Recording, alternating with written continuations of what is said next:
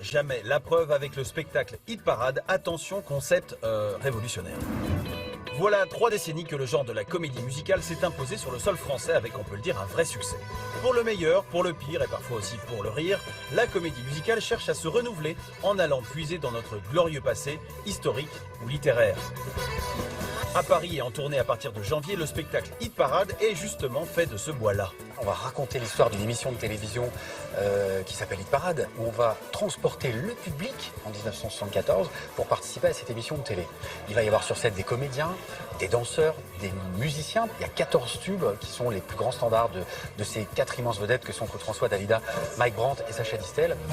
Un casting première classe de vedettes du passé qui réapparaissent grâce à des hologrammes. Oui, des hologrammes, il fallait y penser. Les producteurs du spectacle ont donc fait appel à une entreprise française d'effets spéciaux de cinéma. On va utiliser des techniques d'imagerie de synthèse. On va modéliser des visages le plus parfaitement possible. On va ensuite les animer en utilisant des techniques de motion capture. C'est de la sculpture avec l'art et le talent d'un infographiste qui travaille virtuellement sur un ordinateur au lieu de modifier de la glaise pour fabriquer ce visage. Une prouesse technologique, puisqu'on vous le dit. Nostalgique des années Giscard et des débuts de la télévision en couleur, Hit Parade est fait pour vous. Maintenant, on peut gager que dans les prochaines années, de nouveaux spectacles feront revivre d'autres stars disparues. C'est clairement, il y aura un avant et un après. Et on va pouvoir imaginer des tonnes de projets où on mélange comme ça le réel et le virtuel.